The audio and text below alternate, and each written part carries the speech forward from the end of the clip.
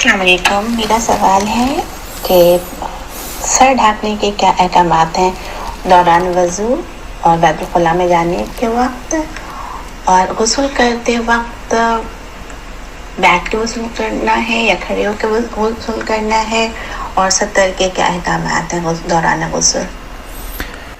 जी अस्सलाम वालेकुम रहमतुल्लाह। सर ढांपने का क्या हुक्म है जी? वुजू करते वक्त, खाना खाते वक्त, बाथरूम में जाते वक्त, इसका कोई हुक्म नहीं है। ना ही ये बताया गया है सर ढांपा जाए, और ना ही ये बताया गया है कि सर ना ढांपा जाए। अब वुजू करते वक्त सर ढांपना जरूरी है? नहीं, कोई जरूरी नहीं है। कर लो तो जायज है, ना किया जाए तो कोई नाजायज नहीं है। कर लिया जाए तो जायज है, ना किया जाए तो इसमें कोई हर्ज नहीं है। इसी तरह गुस्ल करते वक्त जो है वो सर ढांपा जाए, या गुस्ल बैठ के किया जाए या खड़े होकर किया जाए, इस्लाम में कोई पाबंदी नहीं है। आप खड़े होकर करें, आप बैठ के करें, कोई पाबंदी नहीं है। जो आसानी जैसे कर सकते हैं। सतर का क्या हुक्म है गुस्ल करते वक्त? अगर इंसान एक चार दीवारी में दूसरों से ओझल होके गुस्ल कर रहा है तो उसके सारे कपड़े उतार के गुस्ल कर सकता है, कोई हर्ज नहीं है। अल्लाह के नबी सल्लल्लाहु अलैहि वसल्लम ने बुखारी में वो रिवायत बाबुल गुस्ल उरियान कि इंसान सारे कपड़े उतार के गुस्ल कर सकता है, और उसमें वो हदीस बयान की है नबी सल्लल्लाहु अलैहि वसल्लम ने। देखें, वाक़या अगर पहली उम्मत का हो लेकिन बयान हमारा नबी कर दे तो वो हमारा भी हुक्म हो जाता है कि मूसा अलैहिस्सलाम को कौम वालों ने तंग किया, और वो कहते मूसा अलैहिस्सलाम चूंकि अपने कपड़े नहीं उतारते तो इनकी जिस्म में कोई ऐब है, कोई नक़स है। तो एक दफ़ा मूसा अलैहिस्सलाम जो है वो कहीं अलहदा पहाड़ी के करीब चश्मे पे नहाने के लिए गए, वहाँ पत्थर पे कपड़े रखे, कपड़े उतार के सब नहाने लगे, तो पत्थर पे कपड़े लेके भाग गया। मूसा अलैहिस्सलाम पीछे पीछे, पत्थर आगे आगे, पत्थर वहां आ गया जहां लोग बैठे हुए थे। लोगों ने देखा मूसा अलैहिस्सलाम तो बिल्कुल सही सलामत है। अब मूसा अलैहिस्सलाम ने वहां पे कपड़े जो है वो पहने, तो अब जब नहा रहे थे तो वो कपड़े सारे उतारे हुए थे। अब इससे इमाम बुखारी ने दलील ली है कि इंसान अगर चार दीवारी में है तो सारे कपड़े उतार के गुस्ल कर सकता है, कोई हर्ज नहीं है, जायज है, कोई मसला नहीं है। सर ढांपना, बैठ के गुस्ल करना, किबला रुख होके वुजू करना, ये करना अल्लाह के नबी सल्लल्लाहु अलैहि वसल्लम की इसके बारे में कोई हिदायत नहीं है। हाँ, जो हिदायत ये है वो ये है कि इंसान का थूकना जो है ये किबला रुख मना है।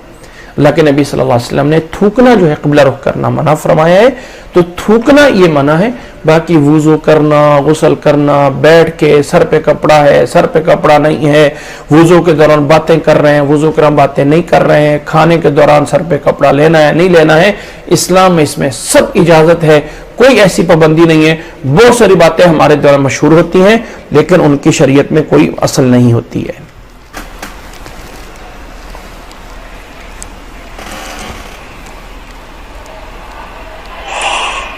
अस्सलाम वालेकुम रहमतुल्लाहि व बरकातुहू। सर्दियों के मौसम में तयम्मुम करके नमाज पढ़ सकते हैं या वज़ू ही लाज़मी है?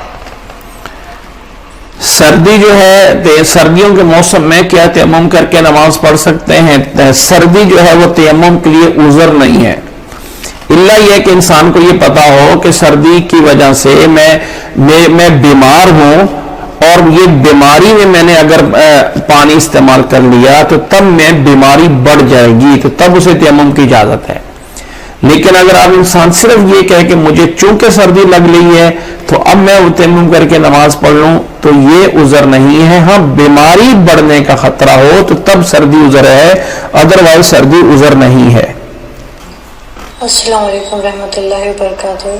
फजर की नमाज अगर क़ज़ा हो गई, इशराक का टाइम हुआ, तो इशराक की नमाज फर्स्ट अदा करना या फजर की क़ज़ा नमाज अदा करके इशराक का नमाज पढ़ना?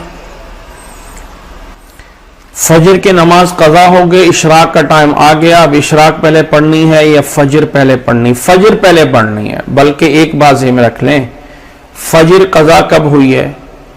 कोई कज़ा है ही नहीं है। क्या मतलब है कज़ा होने का? कहते हैं फजर की नमाज कज़ा होगी। फजर की नमाज कब कज़ा होती है? कज़ा तब होती है जब इंसान जाग रहा है और वो नमाज नहीं पढ़ता है।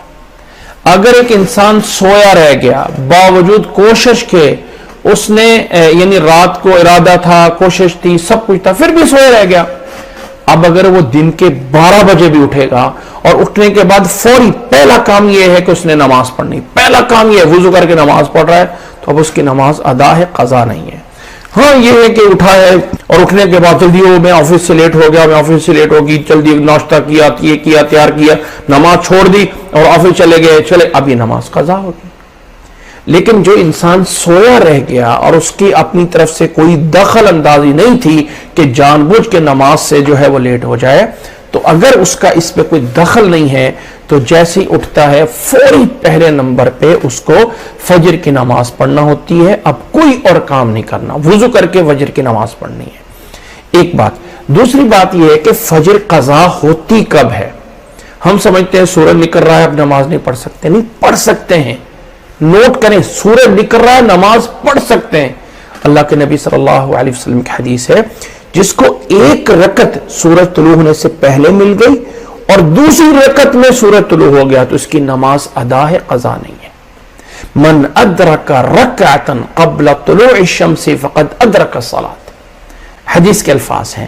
تو نماز سے یعنی اس کا ایک جو قضا ہے وہ یہ ہے، یعنی اگر سورج نکلنے سے پہلے ایک رکعت بھی مل گئی تو تب بھی نماز ادا ہوگی۔